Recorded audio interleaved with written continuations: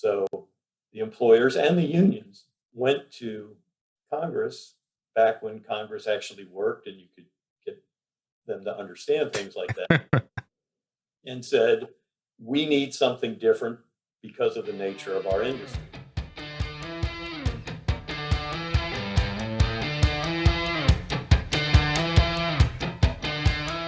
Well, Chuck, welcome back. We got us another podcast here to record. I can't say thank you enough for deciding to join me to talk about another topic near and dear to our hearts, Letters of Assent, right here before the holidays. And true to form, you are always festive, and you've brought with us, is that Father Christmas back there? Who is that? Yes, it is. Okay, look at that. So I feel like he's always sitting on my shoulders. Oh, that's got implications that I don't know that I want to travel down in this one.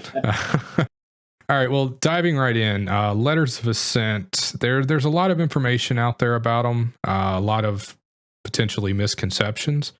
So why don't we let's start with, why do we have them? Why are there Letters of Assent? Okay, and the reason is pretty simple. We're engaged in what's known as multi-employer bargaining, where the chapter, through its appointed negotiating committee, bargains with the local union on behalf of everyone who has signed a letter of assent, instead of each individual employer having to deal individually with that local union. The chapter organizes a multi-employer bargaining unit of employers to actually do what the union does, to create strength through numbers.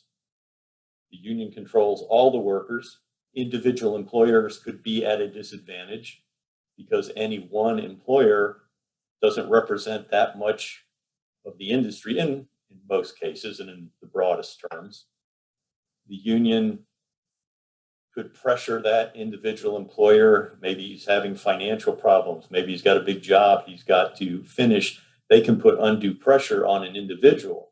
But if he's part of the larger group and they all bargain the same way at the same time, the union can't be aggressive against any one of them because the union is dealing with the group. For the employers too, it means that when they're done bargaining, everybody has the same rules to bargain, to run their business under. So when you're bidding for work, that part of the factor is out of it. And it's more your entrepreneurial skill in running your company that you compete with, not the fact that contractor X gets a better deal from the union. So in this multi-employer system that we have here, do you have to have a letter of assent to create that, or can you do it without it? Yeah, you have to have some written document that ties the contractors into the bargaining unit. Couldn't they all just sign the contract? Well, they could, but again, that can be problematic. I mean, I came from, or was chapter manager in Wichita. It was a small area. We had relatively few contractors.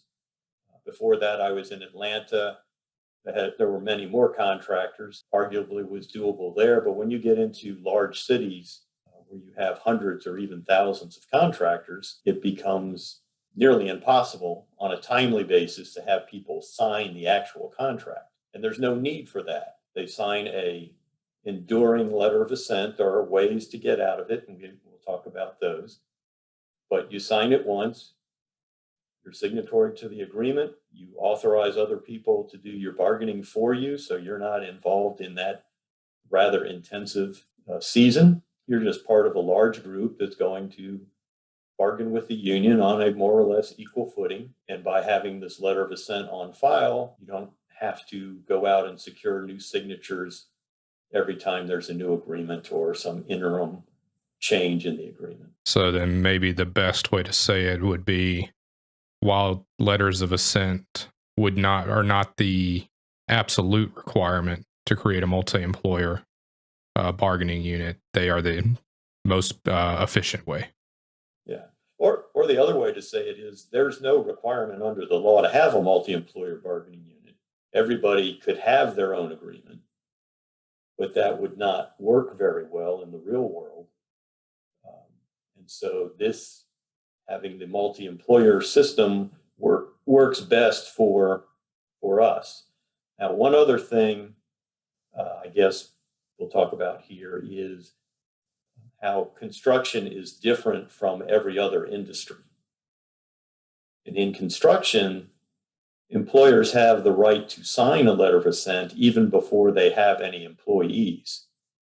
In every other industry, you start your business, you hire people. At some point, they decide that they want to be represented by a union. They go find a union, or a union finds them. The union develops a majority, and then they approach the employer and say, we would like to represent your employees. Employers in those industries are forbidden to go out and find a union and sign an agreement without the employees seeking it out to begin with. In construction, it's the other way around. The employer gets to choose. If I'm an electrical contractor, I'm going to choose to sign an agreement with the International Brotherhood of Electrical Workers because that's the union for electricians. I can do that because the law allows it, but I should be allowed to do that because, say, I'm a traveling contractor. I'm in Washington, D.C., and I want to do work in Baltimore, Maryland. And for a variety of reasons, I want to be a union contractor in Baltimore. If you did not have the construction proviso, as it's called, you wouldn't be able to do that as a contractor. You'd have to go up to Baltimore, establish a business, hire a workforce, and then hope that either the union or your employees would want to become union. So the letter of assent allows you to do that. Go into another town, you sign a letter of assent. The agreement is all there, set out for you, ready to go, and there's a workforce ready for you to hire. Yeah, basically what you just outlined there was the, I guess, act of Congress, because it was, they created the 8F relationship, because before it was 9A, it was Section 9A of the NLRA, and then the construction employers went to Congress, just like you said, and said, this doesn't make sense for the way our world operates. We need to put the cart before the horse, or so to speak, and we need to be able to get to select the union and utilize, because just think about that, how little sense that would make if, let's say, they were a 9A construction employer in one city and then needed to travel 20 miles down the road into another wage area or another bargaining unit. They couldn't utilize that. It's they're kind of all under the same umbrella of unions, but then they couldn't even use that union across the border because they don't have a bargaining unit there. They would have to, or maybe port them in, but that was another part of the podcast. But they wouldn't be able to do that unless we had that. But if they weren't signatory in the area where they had to work, it would be hard for them to bring union member employees from their home area to that other area and have them work non-union. True. They'd have to make some arrangements with the union about send these people to me so that then we can form a union relationship or a signatory relationship. That would be illegal under 9A. So the employers and the unions went to Congress back when Congress actually worked and you could get them to understand things like that and said, we need something different because of the nature of our industry. Yeah, I guess kind of circling back, the reason that I was trying to make the clarification on whether letters of assent were absolutely required is because I think about this stuff a lot, and my understanding of the law was, there's nothing illegal, like you said, for a contractor to sign an agreement with a union. It's just with this letter of assent system that we've set up, it's just so much more convenient. It makes not only our lives easier as association professionals, but it makes the union's life easier. They're not dealing with each individual employer. They have one body to go to, so to speak. So that leads me to kind of my next question, and you alluded to it briefly, but I wanted to dig into it a little bit. Where did they come from? How did we get this ABC system that we have? Okay. Again, they started after the exemption was passed by Congress. Then the industries, electrical industries, sheet metal, plumbing, whoever, the contractors and unions started to try to figure out what documentation are we going to use to make this happen now. And in our industry, the letter of assent was born. And so they came out with probably one letter of assent. And then over time, they added a second one. So we'll say letter A has been around since the dawn of letters of assent. And that's the basic letter of assent. Letter A, it binds the employer to the current and successor agreements. It appoints the chapter as the bargaining representative for everything related to labor relations and the agreement. It provides that it can be canceled by the employer on 120 days notice. And that's basically it. If he ever wants to end the relationship, he has to take affirmative steps. He has to notify the chapter and the local union that he wants to terminate his letter of assent. And this is where we've got to step aside and say and point out one other thing. Just by terminating the letter of assent does not mean the employer has terminated his obligation to the union. So it's a two-step process. First, the employer has to tell the chapter and the local union, I no longer want to be represented by the chapter or in the chapter's bargaining unit. And then it has to tell the union that I want to bargain over either having my own agreement or terminating my agreement. You're bound to the bargaining unit as well as being bound to the agreement. You sever your relationship with the bargaining unit, but that doesn't sever your relationship to the agreement. In 1987, the National Labor Relations Board issued a decision known as the Declava decision, and we're not going to go into that in great detail, but it did make one significant change. Well, it made several, but one was it did away with this theory of automatic conversion. And you mentioned there's 8F agreements and 9A agreements, and the traditional one is 9A. And when an employer is organized under that, he has a continuing bargaining obligation with the union. When they sign a letter of assent, they're organized under Section 8F, and that continuing obligation doesn't apply.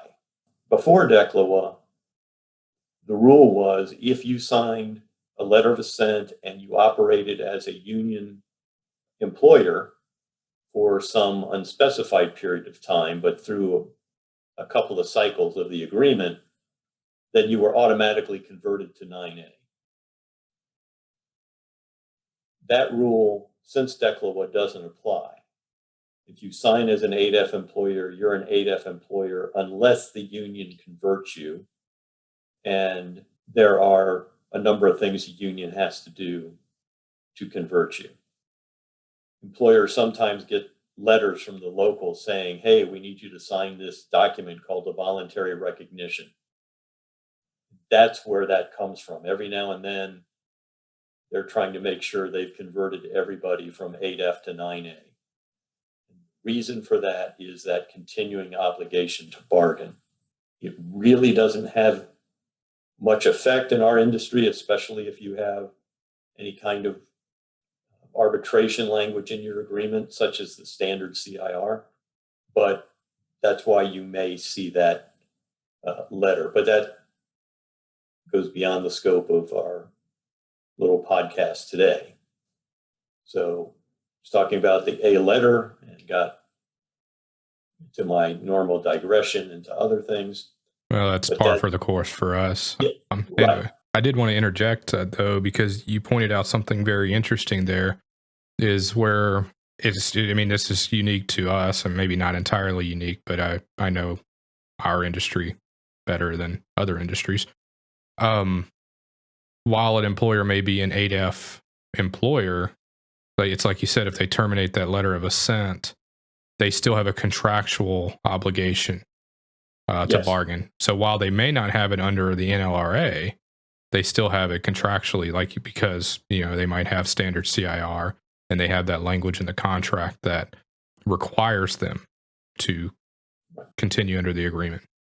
As we've discussed in previous podcasts, there's the contract requirements and the legal requirements, and both apply, and you have to be cognizant of those. So just because you've sent the letter to the union or to the chapter saying I want out doesn't mean you're out. There are steps you have to take, the employer has to take, and there are steps the union has to take to keep you. But again, that's more than we want to talk about right now. So I've touched on letter A, so it's okay, I'll move into letter B. Before you do, since we've already gone down this rabbit hole, we may as well stay down here. I do want to touch on something interesting that I don't think a lot of people were aware of, and I've had to make this distinction a couple of times now over the past several months. Let's set up that scenario where we have an employer that has a letter of assent A, and they send their intent to terminate the letter A, and they even say we're going to terminate the agreement, and we're not going to get into that process, but they have terminated their letter of assent A and therefore have revoked their bargaining rights or removed them from the chapter. The chapter no longer is their bargaining agent. What I have had to clarify with people, though, because we have a scenario going on like this right now, the chapter is still the representative for grievances. Absent that, because we had a situation where an employer is terminating their letter of assent A, but they had a pending grievance, and they've told the chapter that we don't want you, the chapter, to represent us in this grievance hearing. And my advice to the chapter was, if they don't want you to represent them, that's fine. What you need to do is communicate to them and say, while we still have the right to represent you, we are going to allow you to represent yourself. That way you are acknowledging and having them acknowledge that you have that right, but you're granting them the ability to represent themselves. So for anybody listening, or if anybody, follows us down this rabbit hole, that is a very important distinction, is if you have an employer that terminates their letter A, that does not terminate your representation of them in a grievance procedure. So if that employer in that process has a grievance filed against them, you as the chapter are still required to represent them at the LMC. Right. You're required to set one up. You're required to appoint people to sit on it, and it is your agreement. The question might be asked, well, if the guy's pulling out, why would I even want to represent him? The answer is it's your agreement, and you don't want him making a settlement with the union that's going to affect other members of the bargaining unit. So how about we claw our way back out of this rabbit hole here, and let's go into it. You've talked about letter A. How do we get letter B? Okay, letter B came about as a way to accommodate traveling employers, essentially, contractor from beyond the jurisdiction of the local union, had a large job or just wanted to enter the market and see what was there. But generally, they came in for a specific purpose.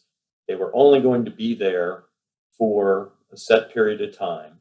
And so the union would get with them and say, okay, well, if you agree to be bound by the agreement, sign this letter B, and it self-terminates.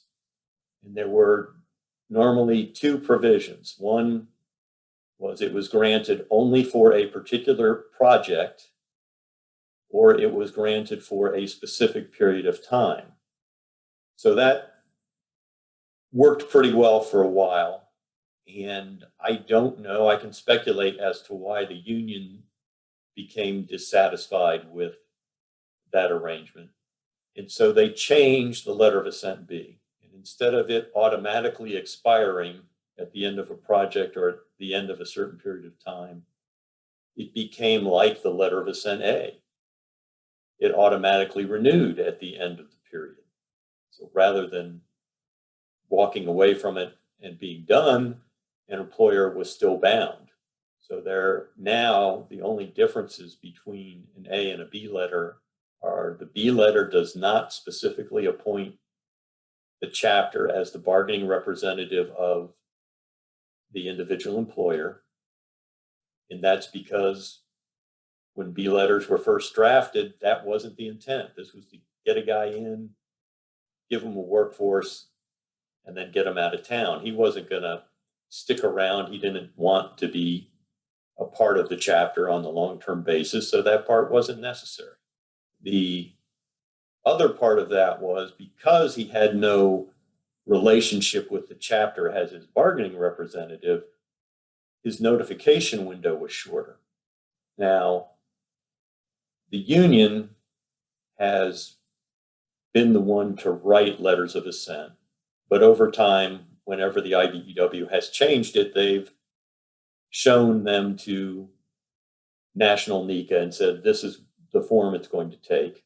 And from time to time, NECA has made suggestions, found certain language that it did not like, and the union has tried and in most cases accommodated those concerns.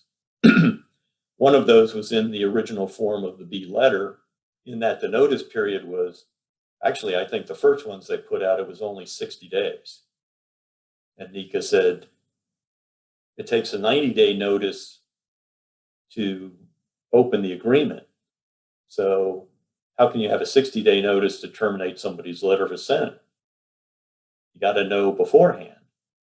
And they proposed 90 days and then 100 days. So right now, the letter of assent B, you have to notify the chapter and the local at least 100 days prior to the anniversary date. But it's gotten to the point now where the B letter is essentially the same as the A letter. And we have had off and on, not real discussions, but just raise the issue with the IBEW. Why even have a B letter? If it's so close to the A letter, what's the point of a B? They just feel that sometimes there's animosity between an individual contractor and a chapter for whatever reason. The contractor might not sign at all if he has to appoint the chapter as his bargaining agent. And so they don't want to cut that option out. They'd rather see him be a union contractor. So hasn't been a big issue, but it no longer serves the purpose it was intended to, which was an in and out one-time deal for a particular project or a certain period of time. Get back to our previous discussion, the law doesn't talk about letters of assent, and there's no real mandatory format. So they don't have to look like ours. And indeed, in other trades, they don't. They have much different language. So local unions were writing up all kinds of documents and signing people to them, trying to clear their books. And some of these employers started taking advantage. And they would come into an area, they'd be non-union, they might even be non-union in that town. And they'd go to the local union and say, I need a lot of men. I got this one job. The union would sign them to a letter of assent, but it would only cover that one job. And so they were providing manpower to a non-union employer to complete that one job, but he didn't leave town when it was over, or he was coming in and out. He'd work in an area, sign one of these other letters of assent, leave, come back a year or two later, do the same thing, promise the union, yeah, I'll be union, but let me get over this job first. He'd finish the job and leave. So the International said, we've got to stop this. So they created the letter of assent C. What it's supposed to do is provide an opportunity for a non-union contractor to take a look at being a union contractor in that particular local union's area, when they sign the letter of assent C, they agree to be bound by the contract for a minimum of 6 months. Then after 6 months, before 12 months, they have the option to walk away. They can notify the union that they no longer want to be bound. And as long as they are current in all fringe benefit contributions and every other obligation of the agreement, then they can just become non-union. But if they don't do that within that window, then the relationship becomes an ordinary relationship. It's self-renewing. They're bound to the contract and all its successors unless they use the more formal process of notification and withdrawal. So the idea of this agreement was it would be available, but only once, to an employer so that they would have an opportunity to try out the union in a certain jurisdiction. And if it worked for them, great. They become a long-term union employer. If after 6 months it's not working for them, they'd get a chance to leave. So those are basically the 3 letters. So for, I guess, tips for traveling contractors, we've already talked about when they travel with their employees on our portability podcast, but this is more from an administrative or business operations standpoint. If you're traveling into an area, the local comes to you with a letter A, you sign the letter A. There's not a recommendation to sign a letter B or a letter C. If you're a NECA member, keep the bargaining unit strong, keep the chapter as your representative. And then there's the question of, do I cancel it when I leave? And I mean, the answer is it's really up to you. If you're going to be in and out, then, leave the letter. But it's a personal preference at that point. If you just don't like open letters of assent all around the country, then yeah, go ahead and terminate it. Nothing saying you can't sign another one when you come back in. I guess my recommendation would be, if it's an area that you're frequently in and out of, why do you want to keep signing letters? Just leave the letter of assent. But there is no harm one way or the other. You either leave it open or you terminate it. It doesn't matter whether it's an A or B. Right. The process to terminate is the same. I think we've gone through just about most of everything that we can with letters of assent. Is there anything that you can think of that we might have missed? No, I think we've covered it, other than talking about someone having a specific question and we don't know what those are. Well, I mean, if people have a specific question, the advice always is, you're a chapter manager, get with your field rep. Field rep can answer the question for you. Field reps, if you need any assistance, you know where to find me. Just reach out. I'd be happy to help out and work with you and answer that question. Employers that are listening to this, you've heard our tips, you've heard our advice. Hopefully you know more than you ever wanted to know about the letters of assent you have with local unions around the country. But yeah, I mean, my goal in this was for somebody to be able to understand what they are, where they came from, and maybe to dispel a couple of myths about them. And I think, Chuck, you hit the biggest one. You have that myth that employers think that, oh, if I go into an area, I just got to cancel that letter of assent as soon as I leave, or I need to go cancel all these open ones that I have around the country. And you really don't. It's not harmful one way or the other. I think we can call this one good. We've gone through everything that we can about letters of assent. Chuck, I just want to thank you again for making your knowledge available to us, and thank you to your special guest there. Hopefully I'm on the correct list this year. But thank you again. We'll obviously get another one of these recorded soon. If you have any suggestions for topics, always send me the information. I'd be happy to cover it for you. But everyone out there, stay safe and stay healthy, and we'll see you next time.